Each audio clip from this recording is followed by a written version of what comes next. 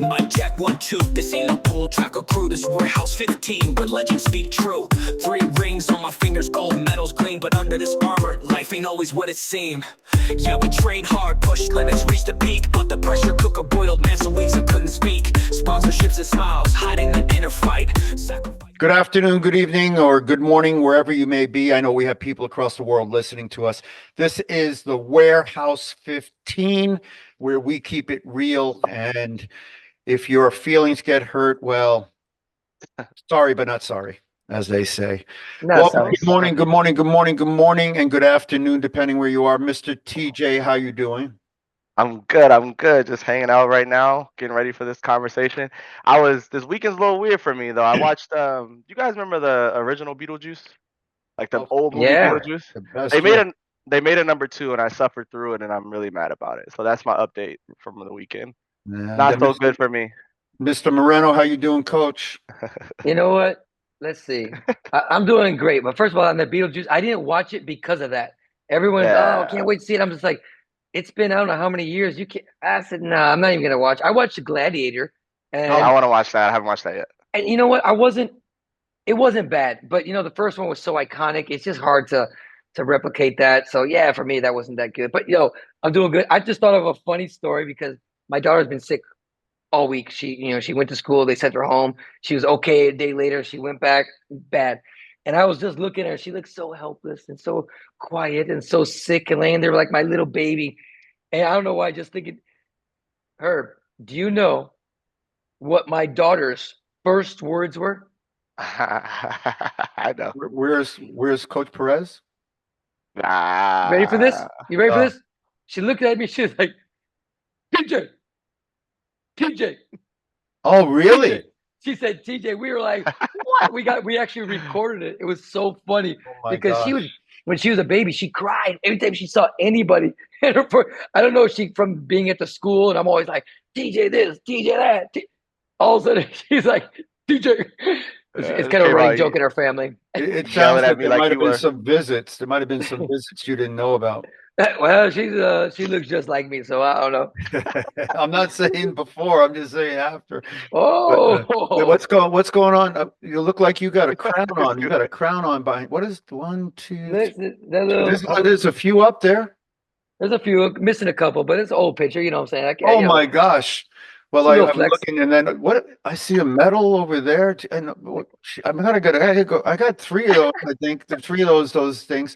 But when we're talking about the old school, the old movie, the Gladiator, the Beetlejuice, I'm gonna just say that I agree. I agree. Also in Taekwondo, the old medals, the guys who won medals, and 3 of them are on the podcast today. So I'm gonna say it out loud. But then again, there really is only old medals. The new ones aren't. Can I jump in real fast? Actually, I had a little bit of I don't even say I had a little bit of a talk with somebody on social media, and again, I know, Hyung, I know we argue back and not argue, we debate back and forth about old school, new school, and stuff like that. But it was just, this individual was talking about how the old or the new school, they can't do this, they can't do that, they can't fight, and I was just like, you know what? We were going back and forth about our points, but one of my thing was because he kept on referencing that the old school guys like were tough guys, and there were old school guys that were tough guys that could fight in and out. I said, but listen, I was on many national teams and you were on 2, where some of these dudes, they were great in the ring, but they couldn't fight their way out of a wet paper bag. So let's not have this thing like everybody around us were badass tough dudes. And I'm not saying these guys nowadays are, but you know what I'm saying? I come on, we've been on a lot of trips where people, in certain situations would run the other way. I'm just saying. We have been on many teams, and I have been on many teams where there are a lot of sissies. I don't know if they can use that wording. Maybe I'll get canceled. But yes, we had a lot of old school teams and teams before I was on them actually that had a lot of sissies on them that couldn't fight and wouldn't fight. No, but they were good at the sport. They were good at they were good at the sport. They looked at the sport. They referred to the sport as a game. They were players. Correct. We referred to the sport. It was a fight, and we were fighters. I remember one of your good friends couldn't stand. Oh, actually, it was I think it was Greg Baker. Greg Baker was an old fighter. He's a rough guy, whatever. But I remember somebody would said, "Yeah, we're a Taekwondo player, and we played the game." And he's like, "What are you talking about?" I mean, There were some people that looked at it as a game and a sport. Some people looked at it as a fight and a sport. And I think I would be willing to bet there's some people in this day and age, I mean, that look at it for sure as a sport, but there's some of them that can ball their fists up and they can let it go if they have to. I believe. Not all of them, but I not think the you, overall. I think you guys have, listen, you guys are closer to the athletes than I am, and you've got some great athletes, and I'm sure that some of them can actually fight.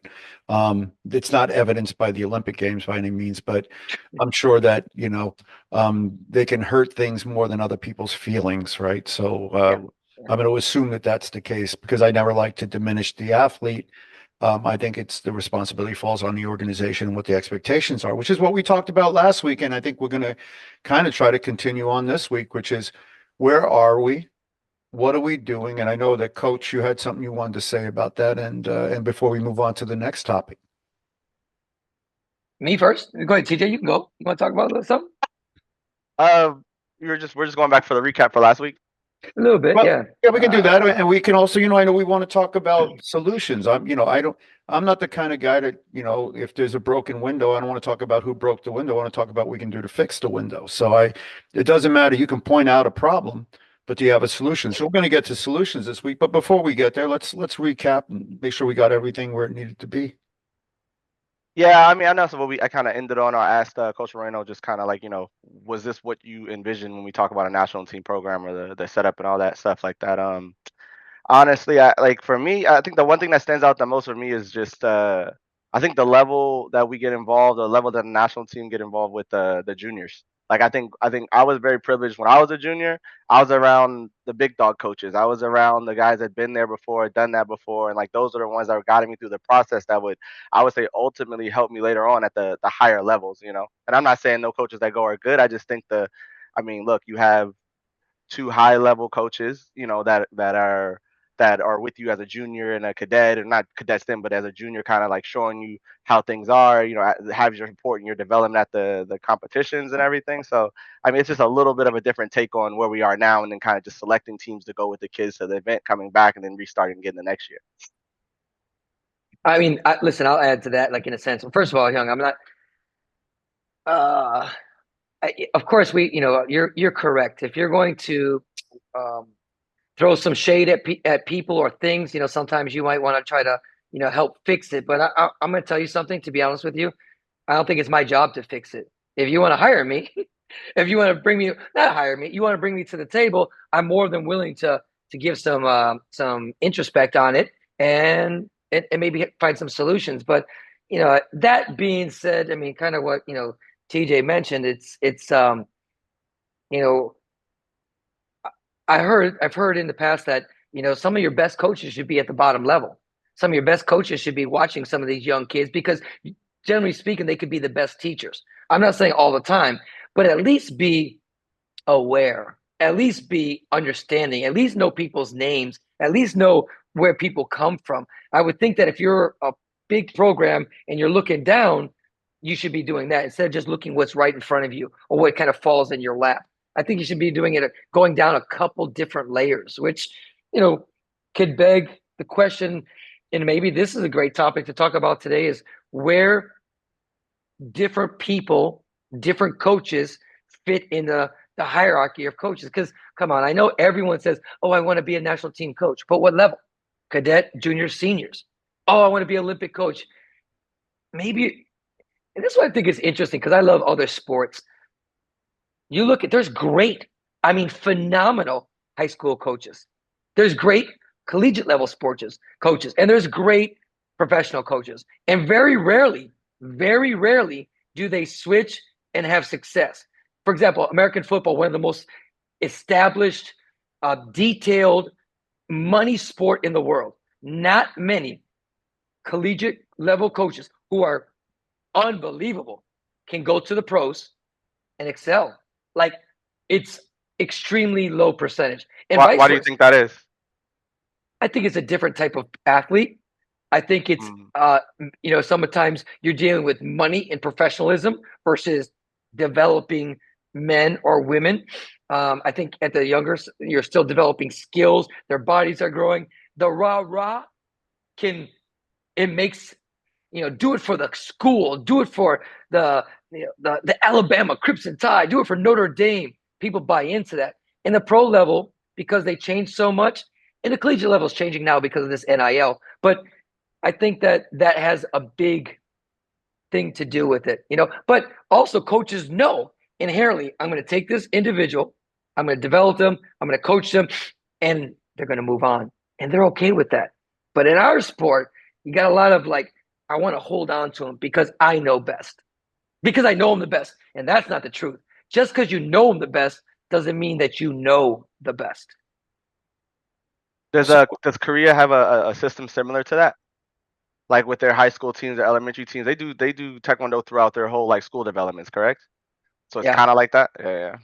Well, it depends on the system, right? So Australia, and Bob Gambardello, who we hired as a CEO for a while, he and I went through the MEMOS program, which is a scholarship program, and you get your master's in sport organization development and athlete identification. And his thesis was on this. And so we looked at different ways that they found athletes and coaches and trained them. And then we tried to bring some of that to the United States so that we could also have that kind of success, right? And when you do that, you do get a success. But, it's a different system. China, 5, 6 years old, they go through a program, they look at them, and they pick their athletes, and based on those athletes, they say you be good at this, you be good at that, you be good at this, and that's where you go. That's what you do. That's what you're expected to do. That's what you do. And do I like that one. But and so I think I will add this to the conversation, only this. So I'm going to offer probably at some point some discussion of solutions, only because I'm a solution kind of person. I don't think it's our obligation to change it. And the last thing I'll say in that is, quite frankly, this: if and we all know this, you try to help somebody, and when you try to help them, it doesn't mean they actually listen to you, nor do they take your help, and nor do they want your help. So I've stopped helping people unless they come to me and ask me for advice.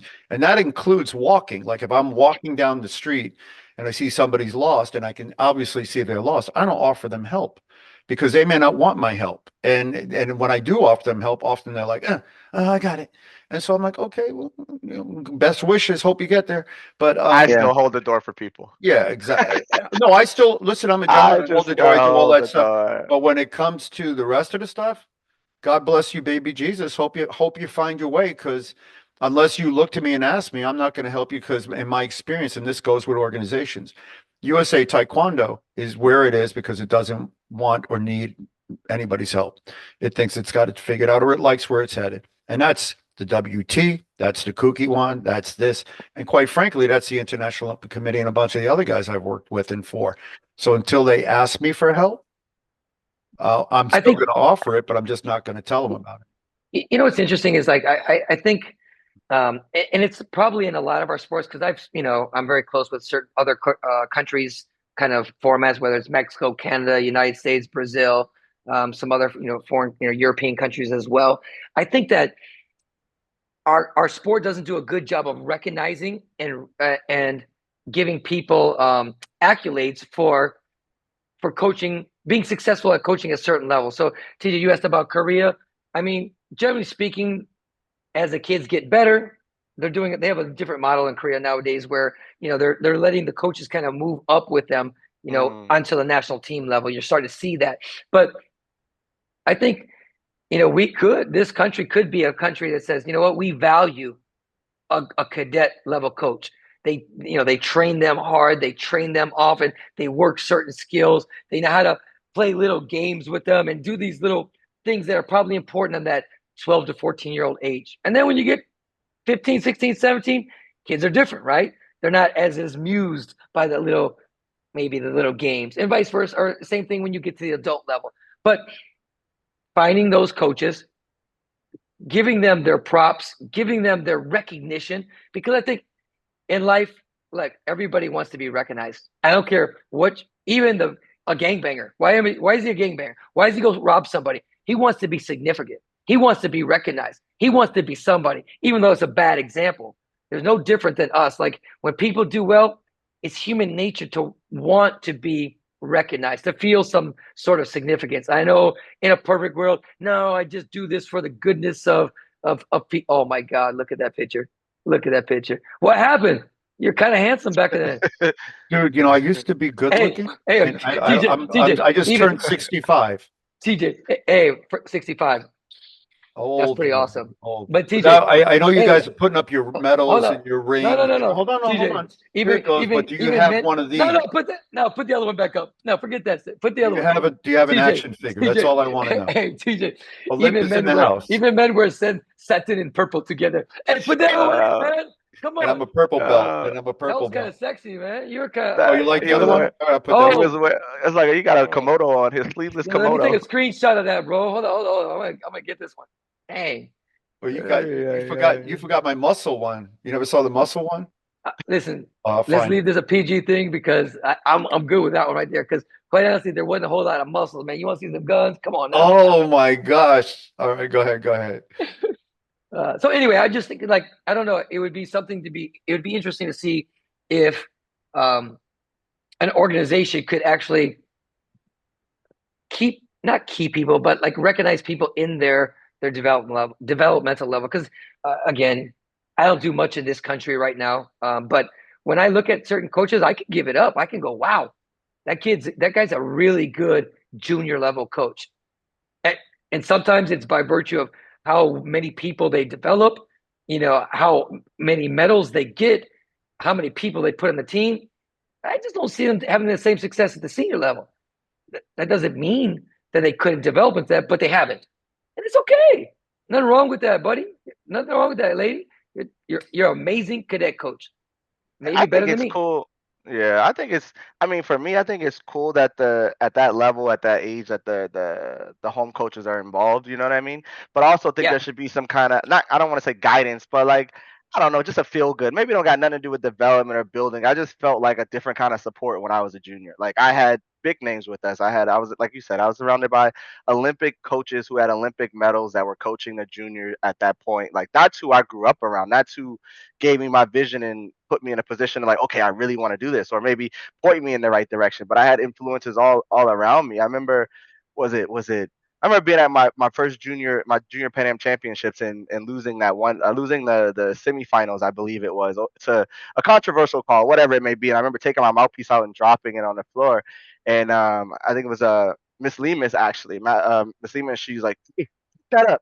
And I didn't do it as a disrespectful thing, but from that moment on, I realized how important it was to be aware of your surroundings, to be aware of the moment, to like not get thrown off track by those little things. So I think all those things, not that those lessons can't be taught by other coaches, it's just it means something different when you're coming from people who have literally been at the highest levels of the game and have affected even like as I met them as a younger stage in my career as opposed to getting through when I started to like finishing. You know Nico. what I mean? But let me ask you, because I'm gonna go devil's advocate because I believe certain coaches are better equipped because of their experiences. So how does a coach? I'm a small coach, and I say, yeah, but how am I going to learn that if I never get my chance at it? You know what I'm saying? So maybe that's what Yeah, you're yeah, saying, yeah. TJ. Is like we need some good mentors. Talking to those people, and this goes now to education, Coach Perez. You've been on this for 25 years, but teaching people at different levels and a senior level, maybe you need to act and walk and talk like this, dress like this. Maybe, oh my gosh, look at this guy, bro. Calm down, boys. You got some P Diddy oil on that body right there, boy. I better hold on. Let me take that down. Hold on. The P Diddy comment killed it. All right. That ain't much better. Yeah. No, but you know what I'm saying? Like, so think about that. Like, if if if coaches are teaching people this is how you act at a senior level, this is how you act at a junior level, this is how you act at a cadet level, it's no different than a head coach having a technical director to go and deal with technical issues with the WT, right? You need to have a buffer. The coach should coach. So when I get in the ring, I don't feel any malice because that referee saw me arguing with him later. Let my technical director go do that on behalf of me. You know what I'm saying? Like there's just certain people's jobs that need to do those things, and everybody can develop and get better and excel. And I think that that's, probably missing in this country on many levels. So I think Many levels. what you guys said is correct. And so here's where I'll dovetail into it, right? And try to offer perspective. With regard to the coaching and how you develop coaches and what coaches, so coaches should start with a general idea on what they want to do. So if you're a coach, and I'm kind of going through this with my son, who's an athlete at the moment, and so I'm preparing him for a life of coaching, because at the end of his athletic career, he's going to be a coach. And I'm working with actually a professional soccer player now that's coaching my son. And I'm telling him the same thing. You're an athlete now. 10 years from now, you're going to be a coach. So build your understanding of the game now. And actually, I have him building content now so that when he stops being an athlete, he doesn't have to become an insurance salesman, right? Or work as a lawyer or whatever. If he loves Who is this? sport, Who are you talking about? Your son or the guy that's coaching your son? both. Okay. So I'm building a legacy for the guys who are coaching my son, saying, hey, have you thought of this? Because I didn't when I was an athlete. And I wish I had, because then I would have been 20 years earlier. And so he heard it and it resonated with him. And so he's now, good thing about doing that is then you start to reinvestigate yourself and what are my goals? What am I doing? How am I teaching? How am I understanding this, even when you're an athlete? For my son, who's just a junior in high school, we're going through that process, but I'm building an understanding of the game for him and a legacy. So he understands, not only should you understand the game, but you should understand how to teach. So I have him coaching younger kids and getting that experience now. So as a coach, you should have that understanding and say, where do I sit? Am I a woman's coach? Am I a men's coach? Am I a juniors coach? Is that my best role? And Korea does a pretty good job of this. They have very elite coaches. Kim, the best coach in the world, studied under the best coach ever. Ko Min taught Kim Se-yuk. Kim Se-yuk was a high school coach. Juan trained there. Yeah. Coach Moreno trained there.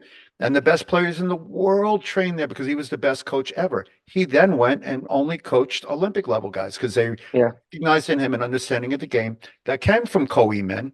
And when you look at Ko Min's legacy, this is a guy who had the best coaches in the world under him. And to this day, I still talk to guys that I didn't know were his students, including the guy out here by me. And they were contemporaries of these guys, of Ko Min. Contemporaries of Kim Se-yuk. So the development of a coach is no different than the development of an athlete. And what I mean by that is, it's got to come first from the coach. What do you want to do? What do you think you want to do? And that can change based on your acumen and your ability or your passion. You don't like kids? Don't coach kids. Coach adults. You like kids? Coach kids, because that's crazy rewarding. Second, the pipeline, which is what you're talking about, Coach.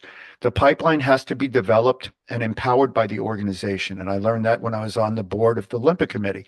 And that's a flex, right? But you can throw shade on it, but it is what it was. I developed programs for 8 different sports in conjunction with their high performance directors, high performance plans. We reviewed them and implemented them. And if you do it correctly, you create a pipeline that's sustainable and full, not 1 or 2 guys, full. So to bring this back to center, in the United States, the pipeline is empty. And so when the pipeline is empty, you start filling it with bodies as opposed to good bodies. And this is not to say anything about any particular coach, but I have a general rule. If you don't know my name, or you don't know Coach Moreno's name, or you don't know some of the Jimmy Kim's name, you probably, if you don't know our names, you probably don't know Taekwondo. Yeah, but hold on a second. If I don't know your name, then you definitely don't know Taekwondo. So it's just personal, and that, now people can hate on that, and I'm going to keep it real for a minute. That's not to say I know all the new guys, but if you don't know your history, you're damned to repeat it. What I can say for us is, in our generation, we had some of the worst coaches in the world. The worst. We coached ourselves. We coached each other. The second generation, we had some of the best coaches in the world because they were you guys. We didn't want to be like our predecessors. We wanted good coaches. You had good coaches that sat in your chair. Towards the end of my career, I had 1 or 2. Dr. Kapner was one of my coaches when I could have him in my chair. And you had good coaches in your chair. But for the most part, we were on our own. When you guys sat in chairs, you guys got results, and you were developed You developed yourselves, we developed content, and then we developed a methodology. And that methodology is why TJ's here.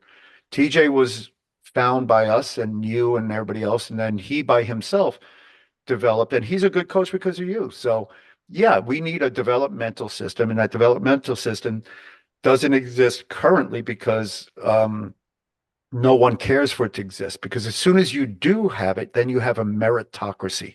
And a meritocracy means the best and the brightest rise to the top and the rest don't. And we're a performance culture. And if you don't rise to the top, that's okay. You can carry a bag. You don't have to be the guy who the bag's being carried for.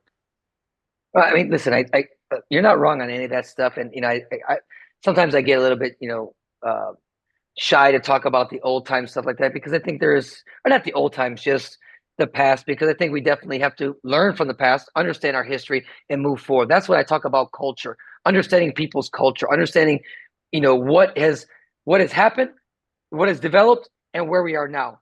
And when you fall back, then that's a big problem. I think that's where we're at right now, because, I mean, listen, at one point I was pretty successful as a coach for the United States. I had many people in the national team. But what I'm more proud of right now, something you just said, is look at Terrence Jennings, a great coach, coach in the military, coaches privately, his coaching in the Olympics, excelled. James Howe, successful school, successful kids, right? Tim Toko, you don't even know him. His original athlete was Michaela Greenwood, who's a world champion. Russell Benaby, national team members, coach all over. Oily developed Olympic athletes. And it just kind of goes up, Brad Demink, para athletes. And so in our little system with our athletes and coaches mentoring them, we were able to foster that. I mean, again, talk about a flex. I don't know many programs that have been able to spawn many other successful programs or many other successful coaches. I mean, but I just think that that's what we need to do. And I didn't set out to do that originally, but for sure, me and TJ had specific talks when he was winding down his career. Me and James Howe, specific talks about, okay, what's the next thing? Whether it's a school owner and how to develop kids, we still talk about it. TJ went into the military, coaching at a professional level. I mean, and we talk daily about this, But right? you undersell yourself. So I'm I gonna put a little bit of something out there for you before, and then TJ will get to you. So first of all, you and I worked together in camps and stuff, right? And when we were talking back then, we talked about stuff. You took the small framework of what we were working on together when we were working for Macho and all those guys in Century. And you created something that no one ever thought to create, which was you privatized Olympic development across the country. And as a result of privatizing it and making it a profit-based system, like a professional club, you went out and found 10 to 12 to 15 of the best schools that you could work with.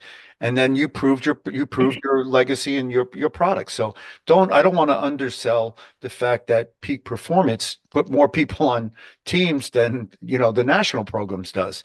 And so that's got to be said. And then the rest I don't want to just gloss over that.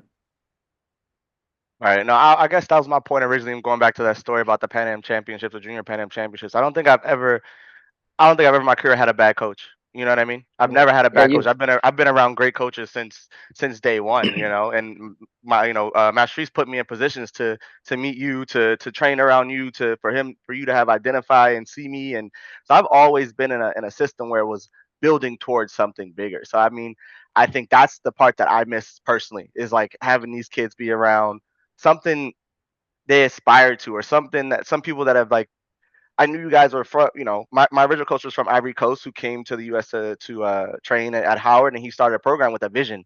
And there was a lot of us, and through that whole thing, he kind of put us in positions to be the best. I mean, we went to all sorts of seminars.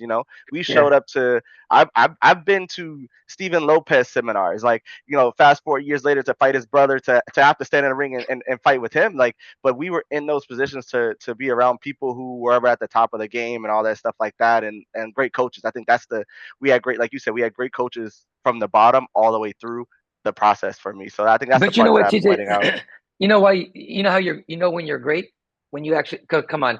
Patrice Mark was one of the greatest fighters ever, historic. He was he's a monster. But then he becomes a coach, and that Listen, that guy lived in my first house when I first moved. Not lived. He came to my first house in Miami. I didn't even have furniture. Him and Arlene Lemus and two other athletes. And I went to a wedding, and I came back at 2 o'clock in the morning, tired, hanging out. And he's like, "Juan, you have very interesting books in your office. Did you read them?" Yes. Okay, wait. I'm like, "Sir, I'm going to sleep right now. Can we talk about it later?" Okay. But it's funny because you're absolutely right. He brought you to how many different seminars? He brought you in a learning environment. When you came to me, he came and he watched you. He watched you in my program. He told me things that I didn't even know about you. Like that's how you know you're great. When he said, "You know what? Here's the handoff. Here's the handoff." And we wouldn't have gotten to where we got to with each other without him. And like I can For sure. wholeheartedly admit that, give credit, give him a high five, and just respect him. And it's interesting enough, when he became the national team coach, I was the national team coach. I wasn't rehired. He went there. He called me, said, I need you to help me." I'm like, and I wasn't happy, but I went along. And by the end of his tenure, I begged him not to quit. I'm like, "Don't quit. You're doing a great job." I mean, it was a tough situation, but it was interesting. Here I am getting one of his athletes, and then later on, I lose my position. He takes it, and yet we're still together. We still talk. That's how you know you're great. When a guy like Coach Remark, Master Remark, is willing to expose, learn, develop himself and his athletes. And we don't Yeah, he we made don't us have many people like afraid. that. He made us not afraid of anybody. He put us in the like everybody's room to hear it from every single person. He was never shy about that type of stuff in development. And if he thought that person had value, he wanted us in front of them. That Yeah. was the goal. That's because Patrice Remarque was a great athlete and to be feared. And he was one of the few guys, along with Jimmy Kim, that I feared. And because I watched him fight, and I watched people leave the national championships when they saw he was in his draw. And then he beat Jay Warwick within an inch of his life on a number of occasions. And, and that's just keeping it real. When myself and Coach Moreno and others started to do the education program and develop the content, we reached out to Patrice Remarque because we understood that. And one of my favorite stories was, I met him. We're coming back on a plane from 1987 World Championships or a World Cup, and we're talking, and I'm like, "Oh man, I always wanted to fight you." And he said, "I was Now, no, no, he yeah, said, "Now, now, Right now. now, exactly." Yeah, put it And on. I'm That's like, he's like, now, this is years later, right? Not I don't need 1987, it. I but don't in need it. I don't response need to it. it. And he goes, I always wanted to fight you too. And I could barely understand him to this day when he calls me with his French Ivory Coast accent. I have to kind of like really tune in. And so then we're talking about fighting, just so you can understand what a true fighter is like. This was not a fighter. This was a murderer. This guy, he's like, when I come into the ring, I do not think about Why people. does he sound like that? My job is to kill you. I want to kill you. Missing And the accent. yeah, he was, not his mentality as a fighter is why he Yeah. was so successful, and all the people that worked with him were successful because when he trained you, it wasn't about winning. It was about brutality. I had never seen a man so brutal. And, Coach Moreno knows this story, and I'll end with this last one because it's a funny one. One of the other best fighters I ever knew in that division for the United States was James Villasana. Villasana was an amazing athlete. So he had a fight. He looks at his draw. This is 1991, and he's got to fight Patrice Remarque. He goes, "Captain, who is this guy, Patrice Remarque?" So I go, "Oh no, yeah, he's old, man. He used to be really good, but are you sure?" I said, "Yeah, no, you can beat him." So he goes in, fights Patrice, and wins by like but they have a war. they have a war. The A next war. day, Villasana can't walk. He's got compression fractures. They're afraid he's going to have his legs amputated. I mean, it was truth, right?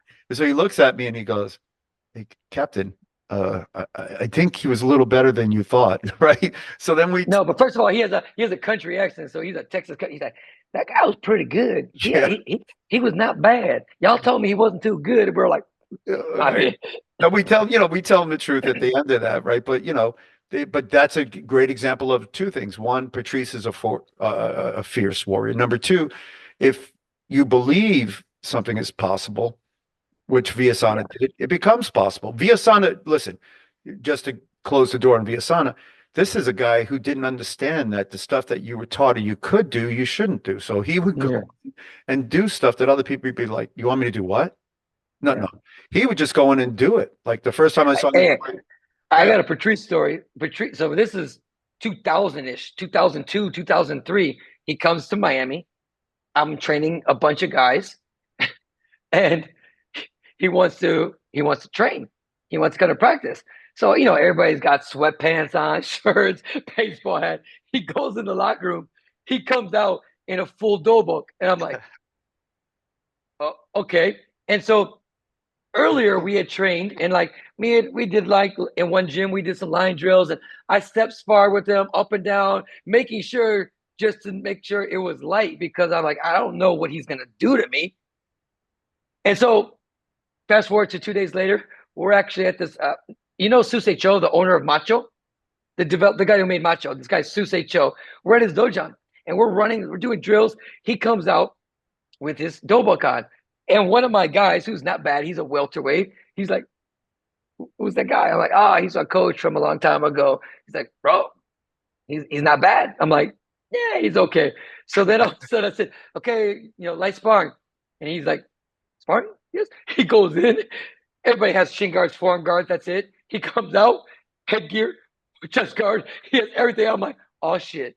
So my guy, Patrice comes in, my guy goes, Potter chuggies him underneath.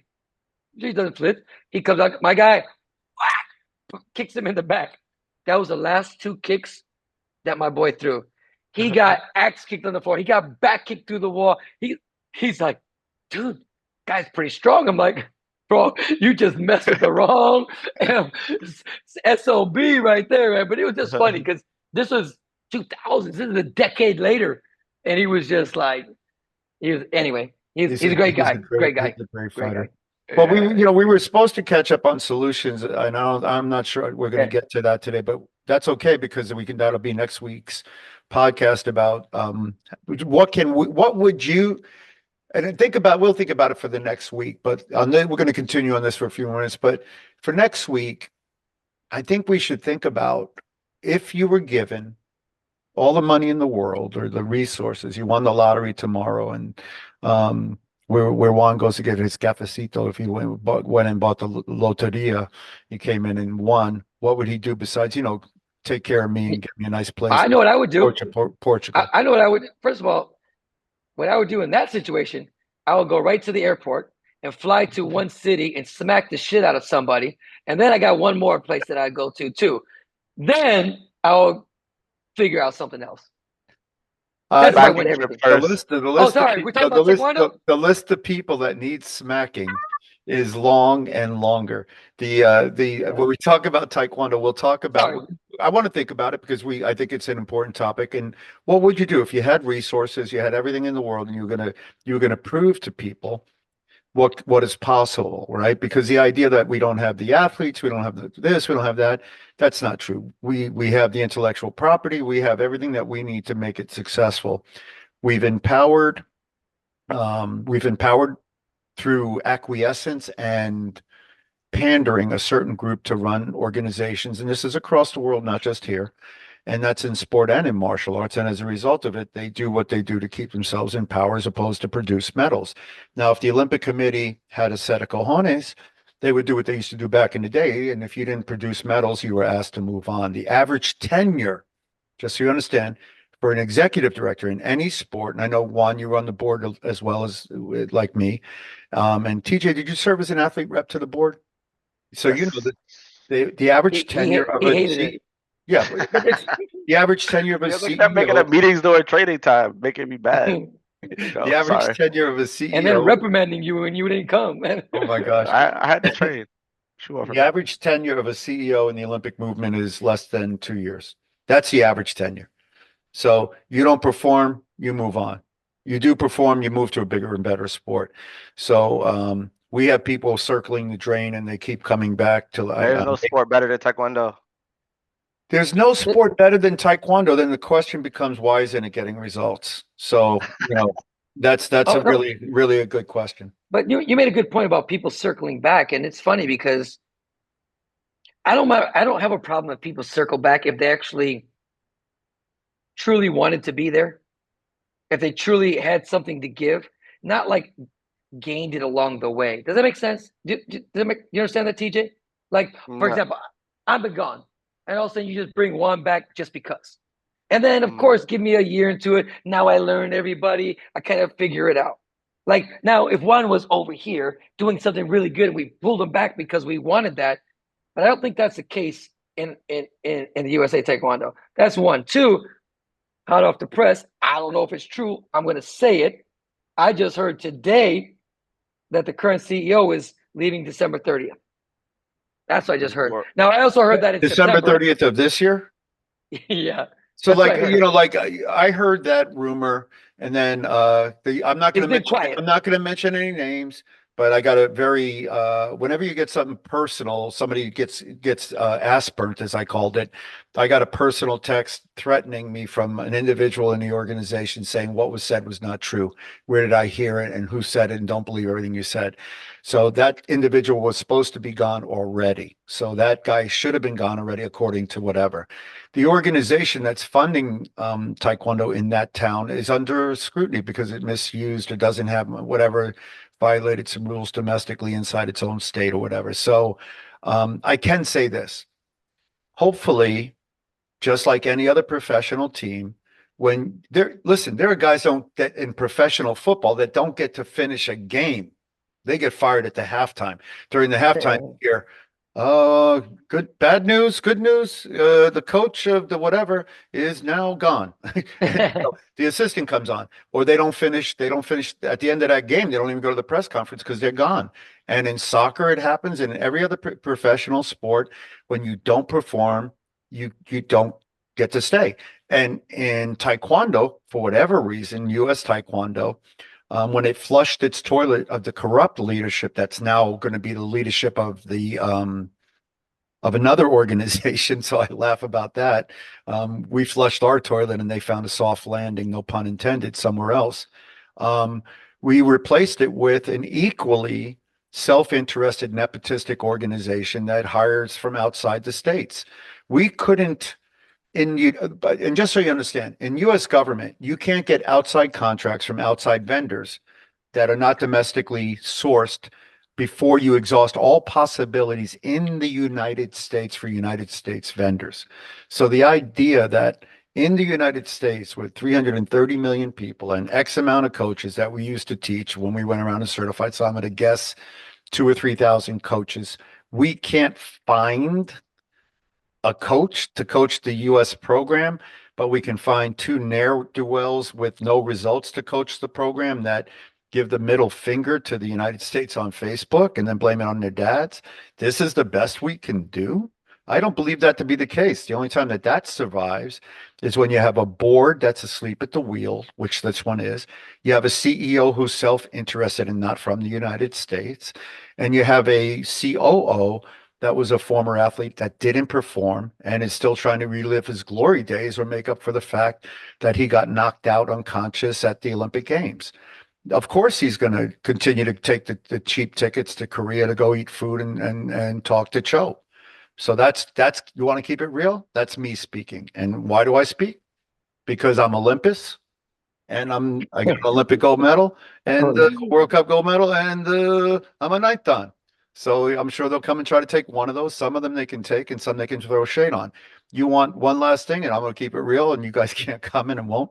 They had a 50th anniversary for USA Taekwondo. They apparently forgot. Oh, man. They forgot my telephone number. They forgot my record, and they forgot who I was and what we did for the organization. There wasn't a single athlete in the room that was part of the reason that there were any athletes in the room that was at the event. I think maybe Nah, Sharon I Jewell. didn't get one. I didn't get an invite. Yeah. No, hold on. In I'm gonna go fairness, back that far. I didn't get an invite. I didn't get an Sharon invite. Jewell didn't leave the room. She's been there since 1988, so she hasn't left the room. Listen, so I love that's a good Sharon, point, but because I got a lifetime membership and didn't get an invite. What do you want from me? You got I got a membership? lifetime membership too. I got a lifetime membership. I'm gonna put that up I- on. I'm gonna put My that up on membership blog. ends in like year 3000 or something. They're probably gonna take it away from me now or something. But yeah, it's like no, but lifetime that's a good membership. question. Like on that, I mean, again, Lifetime I would membership. think that 50th anniversary. I don't know how many people came or didn't come. I don't really know, but that should have been. Look, I'm sure they announced it. Come if you want, but that should have been to all the Olympic level athletes, to all the world medalists. That should have just been a blast because they have all everybody's Come if you emails. want. You mean, so what you're saying, I want to understand this. The number of Olympic men who have competed at the Olympic Games, how many total? 7 and then 4, so that's 11. But there's some double crossover, so 11, and then there's 12, 13, 14, Less 15, than less than 20. 17, 8. Yeah, there's less than 20, and some of Okay. them are doubles. And it doubles, right? And I know what the number, I can't Steven, remember the number, but up until now, I remember last year or whatever. So I can tell you it's less than 20. You're telling me yeah, I that guess. for the 50th anniversary, the most important thing that's happened to Taekwondo was its inclusion in the Olympic Games and the number of Olympic medalists at the Games, 3 of whom were here on this podcast. They forgot our emails. They didn't. There wasn't a phone call that was made. That's true. get It's kind of phone bad. calls. I get phone calls for Kind of- Hall of Fames and stuff like that. I get personal phone calls getting inviting to stuff. My son's a soccer player. He gets notes from coaches, phone calls asking him to come try out to come be part of their university. And he's No, just but yeah, a that's 16-year-old that's soccer because they player. that's because they want him. I get it. They don't want us, but you would just think Are you that's what? again What? to everybody, to all the Olympic level athletes. They should have had some kind of like personal invite. Look at that face. How could they not want Olympus and the 5 Olympic rings and that medal in the back? That I can't. That might be. Is that a medal? It's all in the back. You make them bring the medal in. I think next week we should wear our I'll medal. wear it. I'll wear it next week for And you. yeah, and then I just want to know. We should try this one time. We should call the national office and say, "Hi, Herb Perez on the phone." And if they go Herb who or Juan who or TJ who, then No. who that? Who that? But anyway, we wax poetic. Listen, we let's have some closing comments because I know you guys we want to keep these listenable and we don't want to just be grousing and complaining about whatever. And I'm going to be honest, I'm Yeah. not complaining about me because if I never go to another tournament and watch another bad taekwondo match, I'll be okay. Easy there, buddy. I'll be okay with that. I don't go to events for food. I go to watch good events. I got invited to go to Hey, Paris. I Can didn't I go. give can I Yeah. guys a question for like just like maybe a minute each for you guys? For real. What do you guys think about this this CEO shooting guy? The guy that got caught. Come Oh, on, man. I Yeah, didn't no even know. thoughts? First of all, I started listening. I didn't even know what a ghost gun was. They kept referring to this ghost gun. I didn't even It know wasn't that. there. It's there. It wasn't there. No. No. Yeah. But like, apparently it's like something you put together like out of a kit. Like Yeah. so it has no Yeah. serial numbers. But I was so Yeah. confused for the first like 3 minutes. I'm like, so this guy has like a Ghostbuster gun? Like he's just out here just zapping ghosts. I'm like, what's happening? You know what I mean? Nah, but I don't know. I don't know. That's a crazy one. That's too CSI for me, man. I got nothing. Well, I think, listen, those are rich people problems. This kid was a rich kid who was disenfranchised and 24, and unfortunately for him, went to 2 Ivy League schools and got 2 Ivy League degrees. And even with all his Ivy League-ness, couldn't figure out that life was better. He didn't understand the value of whatever. There are a lot of people that I don't like. And by the way, there are a lot of people that don't like me. I'd like to believe that I can walk down No, the come street on. without, Everybody likes you. yeah. I want to believe 'Cause that. what- I'm sure there might be a guy from Great Britain. I want to believe that, or his dad. I want to believe that I can walk down the street without getting shot. And this guy, he watched some Jason Bourne movies, man. If you watch the videotape of it, and then he's a cheeky bastard, right? Because he took his mask off. But at the point where you get on a Greyhound bus and your next stop is McDonald's. No, but that's what's weird to me is like this guy was smart enough to.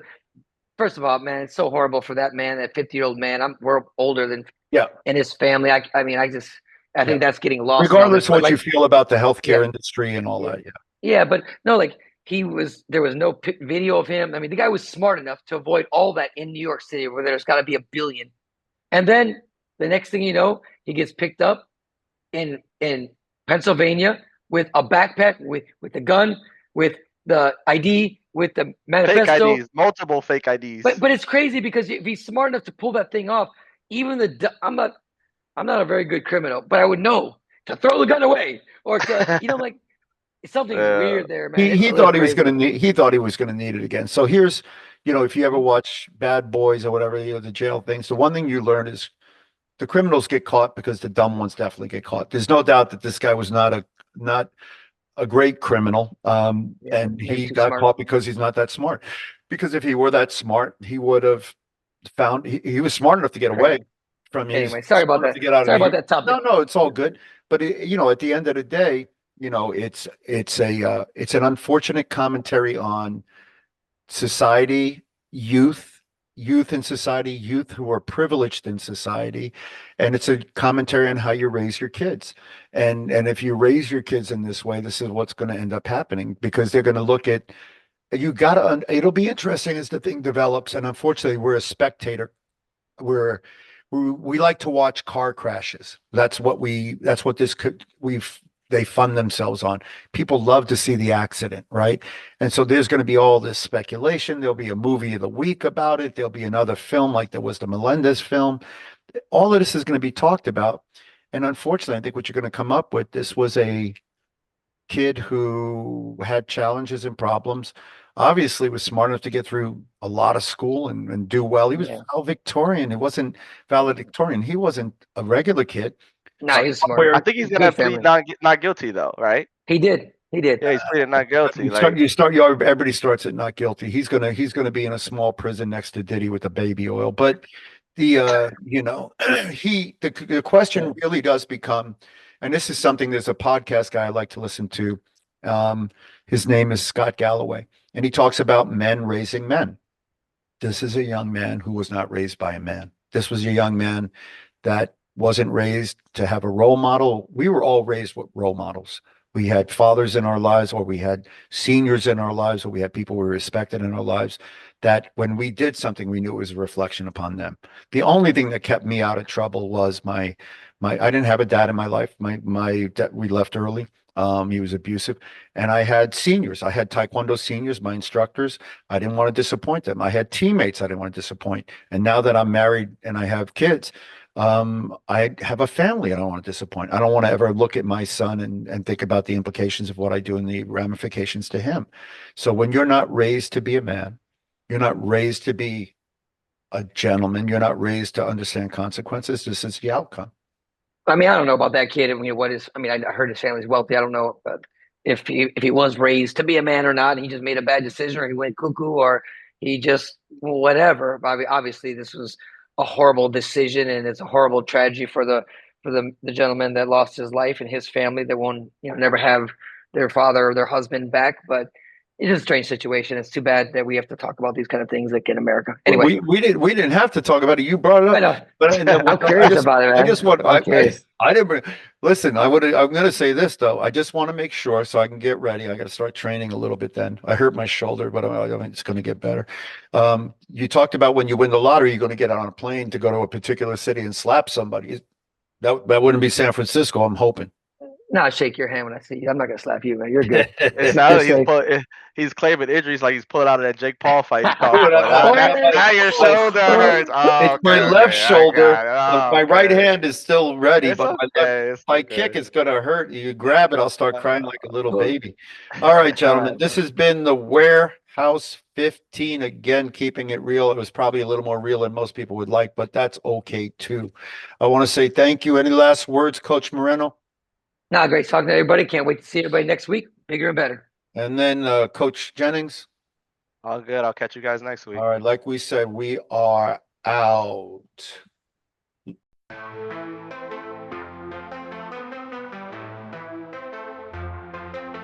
Yo, mic check 1, 2.